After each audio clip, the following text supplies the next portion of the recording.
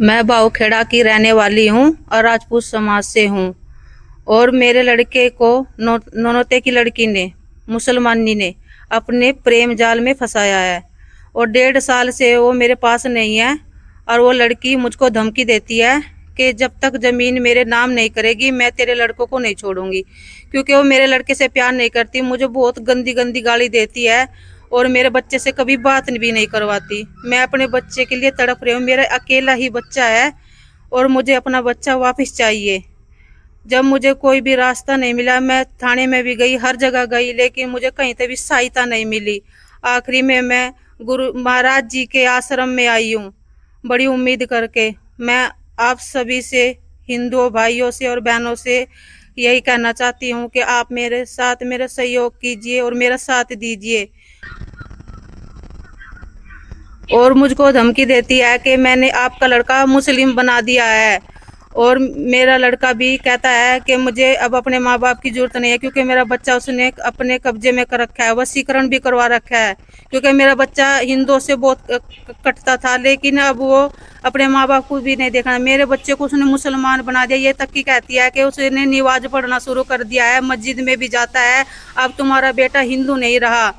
वह मुझे इस बात की धमकी देती है और उसने मेरा बेटा मुसलमान बना दिया है।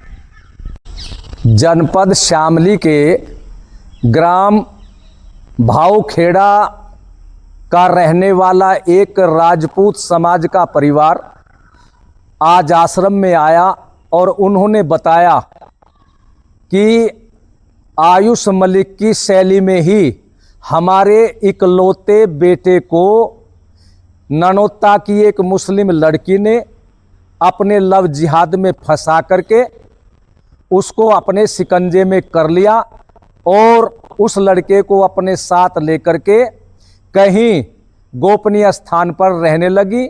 अब फोन के माध्यम से हमें धमकी दी जा रही है कि तुम्हारी जो 35 बीघा जमीन है और जो संपत्ति है वो हमारे नाम कर दीजिए और नहीं तो तुम्हें मार दिया जाएगा, क्योंकि अब तुम्हारा लड़का हमारे कब्जे में है और ये लड़का अब हिंदू नहीं है।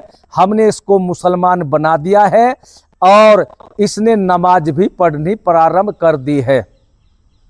मेरा शामली पुलिस कप्तान साहब से कहना है कि इस विषय को अपने संज्ञान में ले, क्योंकि अभी तक इनकी तहरीर थाने में नहीं चढ़ाई गई है। इन्होंने कई बार थानों के चक्कर लगाए। तो इस विषय को गंभीरता से लेते हुए निष्पक्ष जांच करके सारे अपराधियों को पकड़ करके धर्मांतरण आदि धाराओं में उनको जेल में डाला जाए। और यदि कोई कार्रवाई नहीं होती तो हम हिंदू समाज को लेकर के शीघ्र ही उस मुस्लिम लड़की के परिवार के मकान के सामने धरना प्रदर्शन करेंगे। और हमारा धरना जब तक जारी रहेगा जब तक मुस्लिम लड़की और उसका परिवार संबंधित धाराओं में गिरफ्तार होकर के जेल में नहीं जाता।